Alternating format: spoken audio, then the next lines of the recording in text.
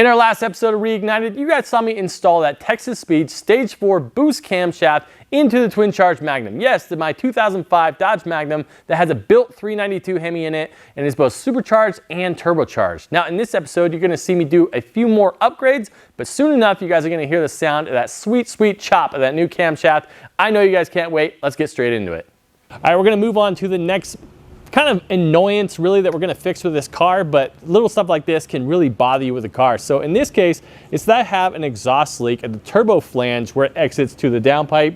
And what that does is it kind of spits rusty water down into my fender well here. You can see it just makes kind of a mess and I just don't like it and I want to fix it. Now the problem is that the turbine housing has a flat V-band housing on it, and that means that you have to get another flat V-band to actually match up, and they can kind of move and not really seat correctly together, so it's causing a very minor leak there. It's just annoying. So I'm going to modify that back housing. I'm going to cut that V-band off and I'm going to weld on a different stainless V-band, one that has a male and female side, so they really lock together in a positive way. We can correct that exhaust leak.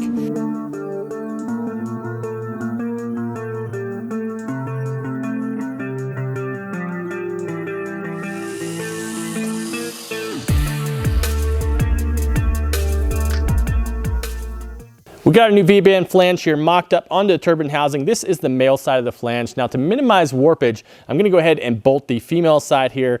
Just really clamp this thing tight so that it can actually transfer some of that heat as I'm welding. I'm just gonna do short bursts. We gotta minimize warpage as much as possible. We want these flanges to stay 100% flat. What's nice about this turbine housing too is that because most of the meat is on the inside, I'm just gonna weld this whole entire flange on the inside of the housing rather than on the outside. Should make for a really good connection. It's ready to go. I got it all cleaned up, some acetone, nice and clean as it can be. Let's go ahead and weld this thing up.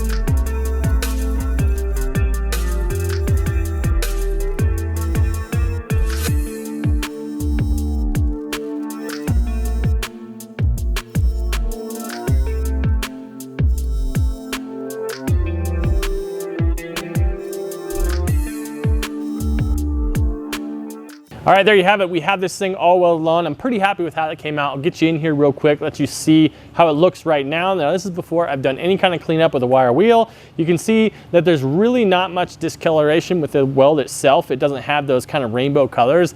The rainbow colors aren't actually really that good of a thing on stainless. It actually means that your gas coverage is not really well. So the fact that a lot of this weld is a really neutral silver color, that's actually really good as far as the integrity of the weld.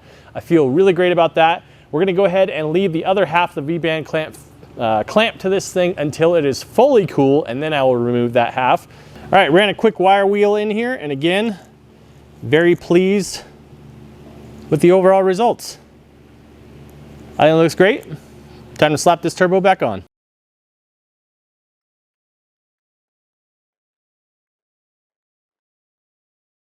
You can see what I was talking about here on the back side of the flange. Even though there is some discoloration from the heat, there's no sugaring or anything like that. So definitely not necessary to back purge in this scenario. Now it stands to reason that if we change the turbo side of the flange, that we have to change the side of the flange that goes on the downpipe. So that's what we gotta do next. We need to cut this thing back. We gotta be really careful not to cut it too far back because I really don't wanna modify too much of this pipe if I don't have to. As you can see, it's a fairly complicated piece. So we gotta be careful there. We'll sneak up on it, get that new flange welded in place. Also, you can kind of see here just how much it was leaking that rusty water out the bottom here, just really making a mess. So I'll be glad to have that all fixed up. A bunch of cutting, fitting, and welding later, and we have our new flange here welded onto the downpipe. Now, was this a ton of work just to fix a relatively minor issue? Absolutely it was, but it was definitely something that was really bothering me. It was irritating me when I fired up and you hear that exhaust leak. So I'm glad that I did it. I'm glad I went through all this effort to put on the new flange. Let's get this thing bolted on, see how it looks. Make sure it still fits too. Hey, success. We have our new flange welded on here. The wastegate tube still connects properly. The back of the downpipe still connects properly. So everything here still fits exactly like it should. So really happy with that. So that basically completes everything we're doing up here in the engine bay. Now I got to get this thing up and work on the exhaust underneath. All right, I spoke about changing the exhaust so I can hear that chop a little bit better. If you guys haven't seen already, basically the exhaust that I built for this vehicle it's a 4-inch down from the turbo itself, goes down underneath the vehicle, and about where the transmission cross member is, it goes back into the actual factory exhaust from there to the back of the car. Now what I have is I have dual 2.5-inch electric exhaust cutouts built into that exhaust, so that when I want to, I can open it up and have free-flowing exhaust, but then shut it and it sounds exactly like a stock vehicle, which it does. I'll give you an example of that now.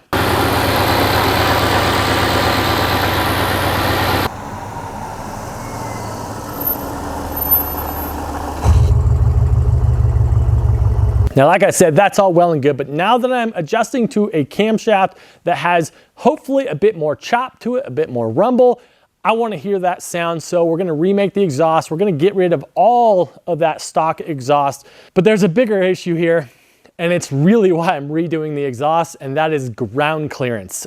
So if you look under here, you can see just how low the exhaust and the skid plate is, probably a couple inches off the ground, and again, it's right in the middle of the car, so that's what makes it so easy to hit on absolutely everything.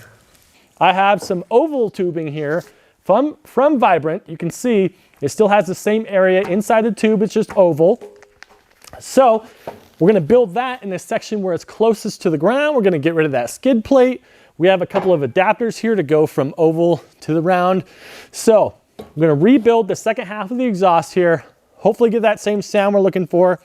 Have this really nice 4-inch muffler here from 1320. Man, it's actually a really nice piece and it's not that expensive. I don't expect it to do much muffling. Not really worried about that either. I think it looks cool. It's gonna be all part of it. All right, I want you guys to get a better look at this exhaust here and why it's a problem. Now this crossbar here, not so much of a big deal, but once that downpipe comes down, you can see with the flex pipe, it gets really low and it's impossible to tuck it up against the bottom very well. Hopefully you guys can kind of see just how much the skid plate has to dip down so that these things will have room in here. So getting rid of these cutouts obviously will give me quite a bit of clearance as well, but having that ovalized piping here will really allow me to tuck it up tight against the floor and get rid of this skid plate altogether, which as you can see, I have definitely been using that.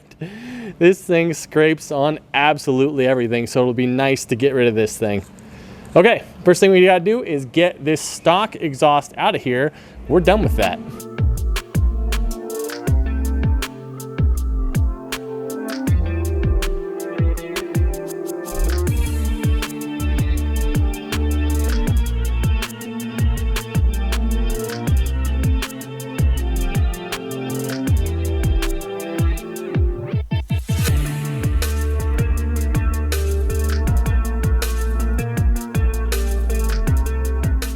Okay, essentially this is the only piece that we're going to be using off of that original exhaust. Kind of a shame I put so much time into it, but I think that exhaust is gonna go up on my wall here of things that didn't quite work out. It did its job for what it was for, but obviously practically not really that great. So I'm gonna go ahead and start piecing this together here. I'm hopefully going to accomplish the whole mid pipe today with the ovalized tubing and all that. All right, well, I kind of got in a rhythm here and with making some really good progress here. I'm super, super happy with how it looks so far. You can see on this side right here, we do our transition to our oval piping, and I really like this stuff. It's expensive, but it's really easy to work with. We got that tucked, you can see pretty close to the floor itself, around the top there.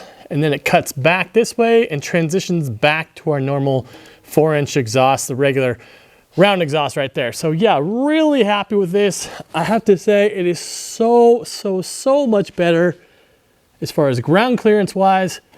Can't even get the camera high enough to show how high it is, but man, it's really tucked up in there nice. We shouldn't have any further problems. Now, this basically, this little bellows here, this flex joint is now our lowest point of the exhaust, but I never had a problem with this before. You can see there's no marks on it whatsoever. Never had any dragging issues with this, so I'm not worried about that.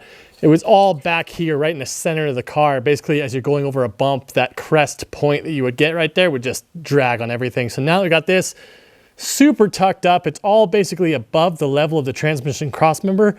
Really happy with that. We transition back to here. And then I put a V-band right here, and then we're gonna do the rear section of the exhaust back to the muffler back here. But of course, now comes the fun part because I've got about 15 feet of TIG welding to do on this whole piece. Now, stainless does like to move. It likes to warp as you weld it. So I do want to get this front section all welded up before I continue on the rear section. So let's pull it off and get to it. All right, admittedly, I jumped ahead here. You can see we have our V-band flange in place, and here is the rear section. I have a couple of hangers there, runs down underneath the subframe, cuts up to the back here, and ends up in our 4-inch muffler.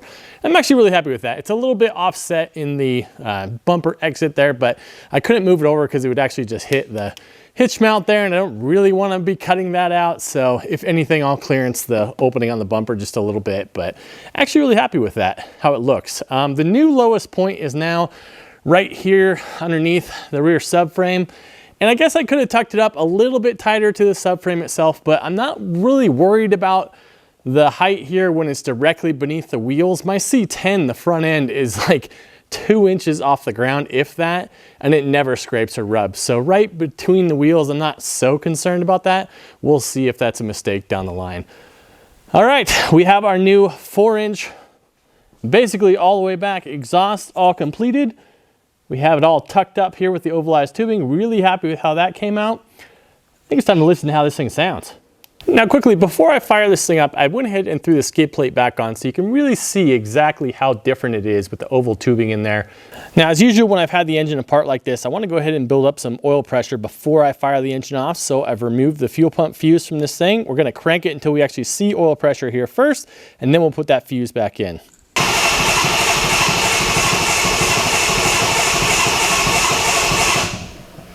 All right, we're starting to build some pressure now. I'm going to go ahead and do it again.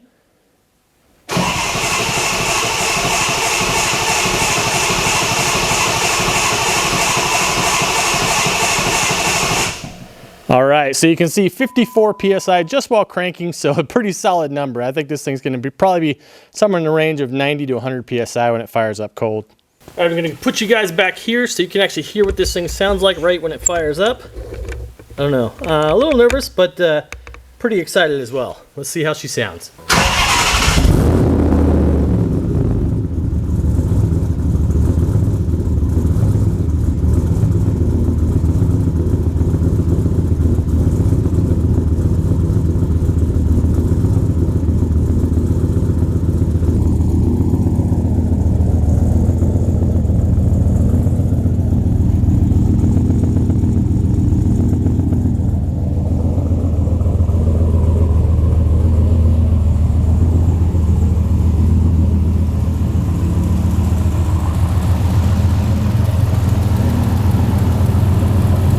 Pretty chill though up here, so that's always nice.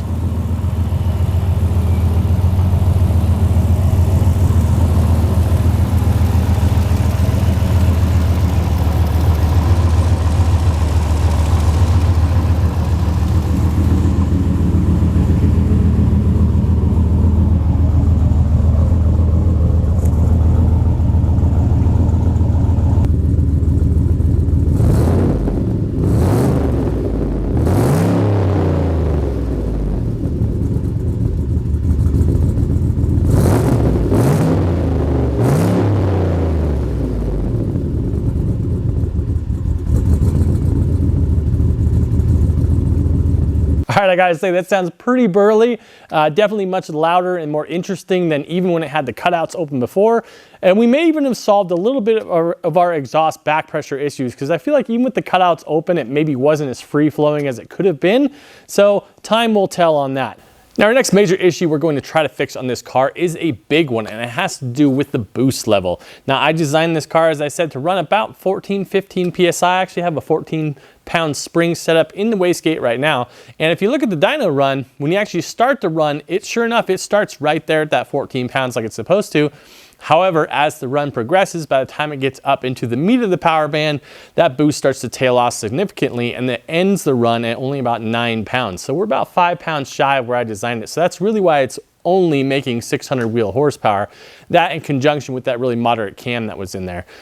So what do I think is happening here? Why do I think that that boost is tailing off? Well, some people might say that at that point, the supercharger is becoming a restriction to the system and not allowing enough airflow into the engine.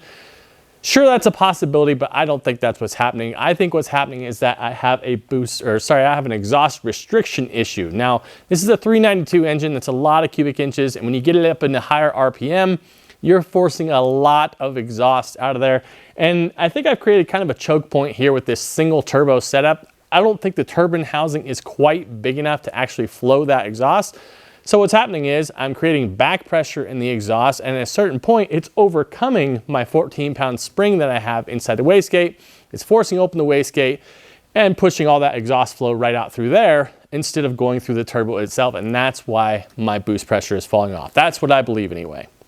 Now, as I'm sure you've already figured out, the correct way to address this issue would be to upsize the turbine housing on the turbo, give it some more exhaust flow, keep that back pressure issue from happening. However, I haven't been able to find a larger turbine housing for the turbo that I have, and I don't want to switch to an entirely different turbo because number one, that's really expensive, but for two, I'd have to change a lot of fab work stuff based on stuff I've already built. I don't feel like doing that. I do think I have a stopgap method that will work and actually be functional for the boost pressure we're trying to run though.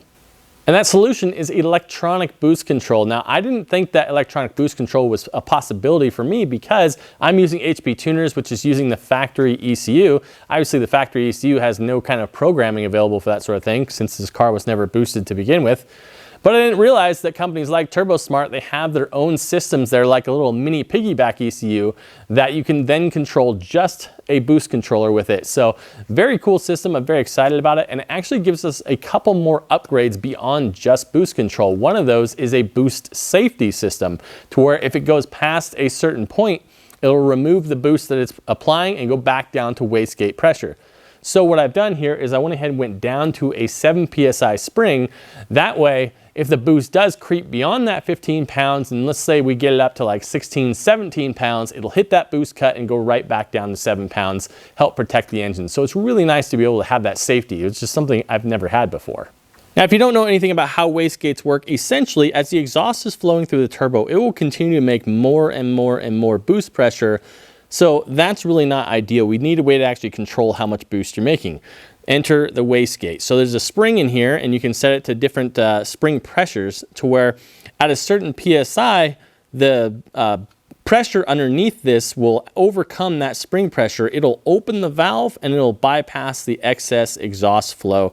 That way you maintain a certain pressure at the turbo. However, as mentioned already, my exhaust is overcoming this spring pressure no matter what, so it's lowering my boost. So we have an electronic boost control, a little boost solenoid right here. Now this is what's considered a 4-port controller. And essentially what's gonna happen here is as I make boost pressure in the engine, it'll route that extra boost pressure to the top of the wastegate, which is where the spring is, to give it additional holding force to keep that valve shut. Now what's really neat is that I can do this through RPM based so that as the boost is tailing off, it'll actually apply more and more and more pressure to the top of the gate and really give us a nice flat boost curve all the way across the RPM range. That's the idea anyway. Now we're finally going to fix another major issue with this car, and that is this gigantic hole in our hood right here. Now for the first year I had this car finished up, I didn't even run a hood on this thing. And then I finally put the hood on it, cut a giant hole in it.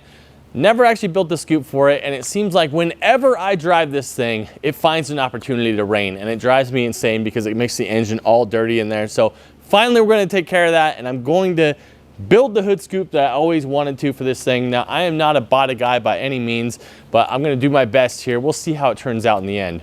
Now an interesting thing about these cars is that the hood is actually aluminum on here, and it is extraordinarily thin aluminum. So you're not going to be welding to this hood. So what I'm going to do is I'm going to go ahead and build it out of mild steel instead, 16 gauge mild steel. And then I'm going to go ahead and panel bond it to the actual hood itself. So I've got a pretty good idea of how I want to go about it. We'll see if the plans change as we go. Let's get straight into it.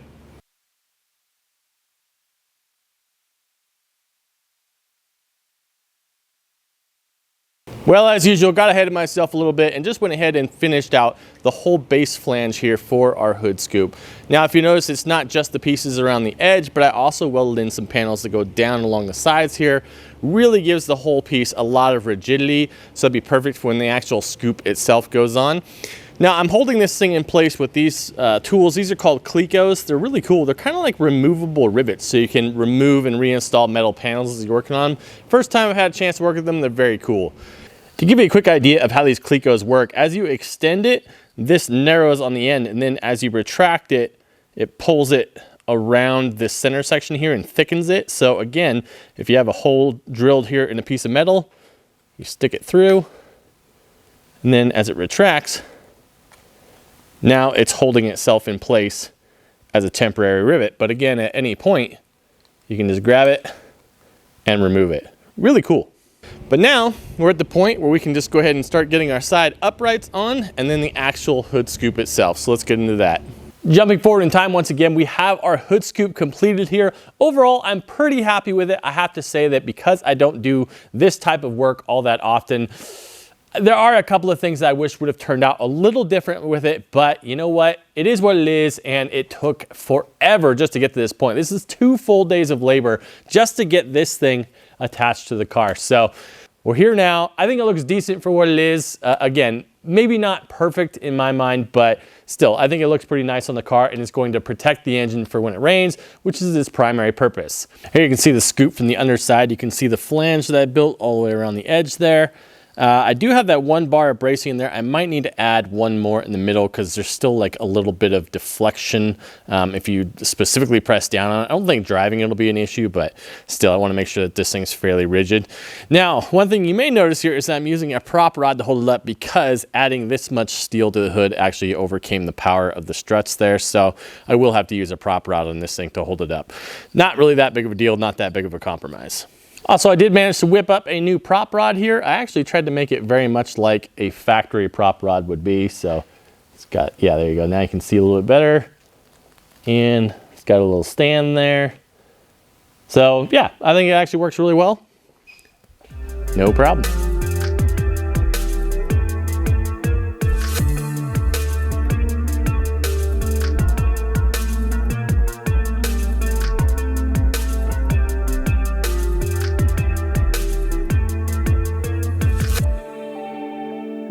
The time has come to go ahead and bond our hood scoop onto our hood. You can see here I went ahead and took off the paint where the hood scoop is going to apply.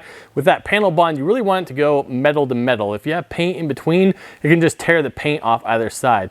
Now, if you've never worked with this panel bond before, you would be amazed at how strong it is. I've actually seen metal tear before the panel bond fails itself, so really strong stuff. On the scoop itself, you can see I went ahead and painted the inside of it.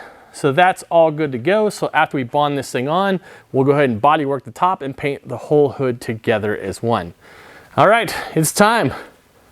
Let's get this thing stuck on there.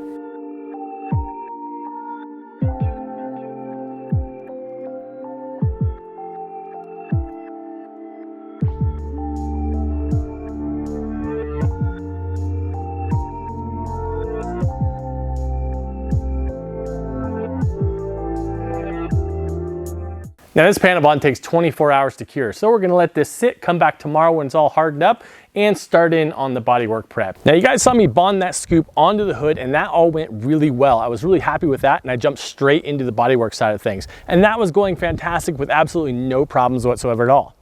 This is stupid and I hate it. But then I decided, why let me have all the fun? Seems how I hate this kind of work so much, I decided, well, how about I pass this on to somebody who actually likes what they're doing, because I was just gonna do kind of a crappy job on it, basically get it somewhat decent and just rattle can the hood for the time being. And I'm really glad I didn't go that route. Instead, I enlisted the help of my good friend Caleb. He does bodywork for a living and he's really good at it. So I said, here, take this. I don't even want to think about it anymore. Please take care of this for me. And he did an absolutely amazing job. Now, midway through the job, he basically messaged me and said, hey, do you mind if I try doing something a little bit different on this hood? And I said, couldn't care less, go for it. I love it, whatever you got. And man, he knocked it out of the park.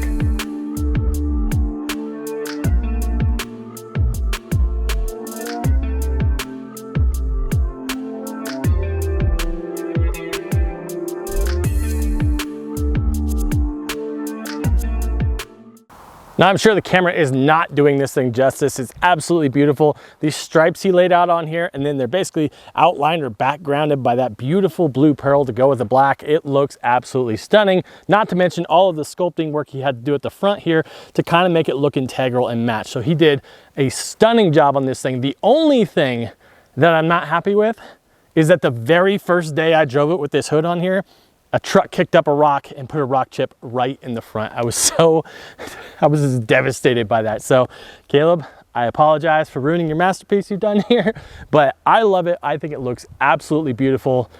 What do you guys think? All right, let's talk a little bit about the modifications that we've done so far. Let's start with the camshaft. I think this is going to be the single biggest contributor to the next stage of this vehicle. This cam, now you can feel it. It pulls all the way through 6,500 with no problem whatsoever. Obviously, there's some retuning that's going to be necessary along with that, but I figured that was going to happen anyway, and honestly, I'm looking forward to the challenge because I wanted to do this myself. I could always go back to the tuner I used last time. He was great. I had no problems with him whatsoever, but I've always wanted to be tuning myself. Now, the last time I did this, gotta be honest, didn't exactly go that great.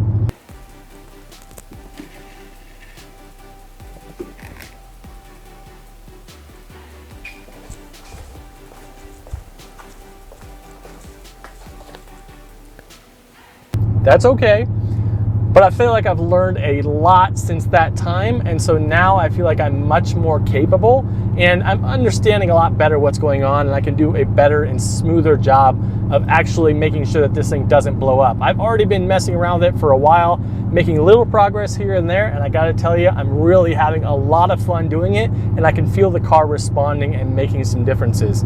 So, along with the camshaft, we also put on that new exhaust, and let me tell you what, that is the single biggest contributor to making me want to actually drive this car. Sure, it's more throaty and rumbly, and it's a lot more fun in that way. Maybe you can hear it. I love the noises that this car makes, but regardless, besides all the noise and everything else, it just makes me want to drive the car because it's not dragging on every single little thing. That clearance, just that little couple inches of clearance has made all the difference in the world. I can drive this thing like a normal car now. I don't have to worry about every little pebble that I'm driving over. And again, it makes me want to actually drive the car. Plus, like I said, I love the way it sounds with that new cam in there. It sounds absolutely fantastic.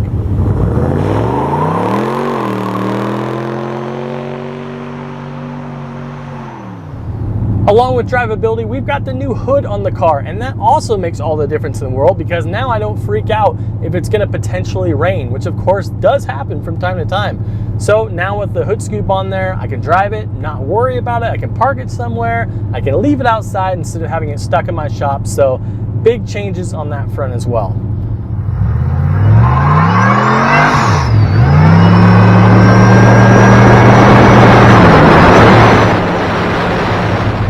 Another change that's going to have a massive impact in the overall effect of the vehicle is that Transformers transmission controller. That thing is awesome. I've been messing around with that thing a bunch. It's super user-friendly. It was crazy simple to install, and I can do all sorts of cool stuff now with this car that I never could before.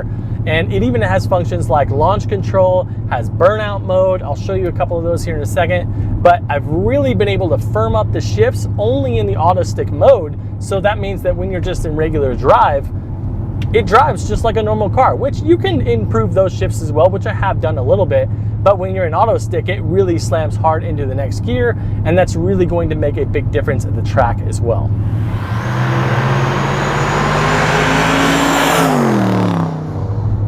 Now, the final major modifications that we made besides that is we have installed this electronic boost controller, and I gotta say I'm really happy with it because it's super user-friendly, very, very easy to use.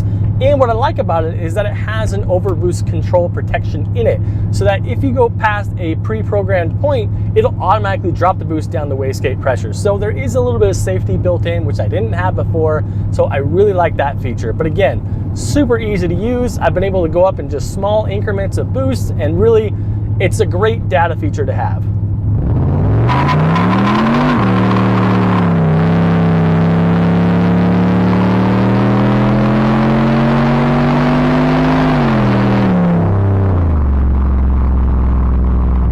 I would say overall in my mind, these changes, these modifications have transformed the car into something that's going to be a much more potent combination, and I cannot wait to get this thing back on the dyno again to figure out how much more power it's going to make now that it's going to be making the full 14 pounds, and now that it's got this more aggressive camshaft in there. I really think we can put out the numbers I was hoping to get the first time around.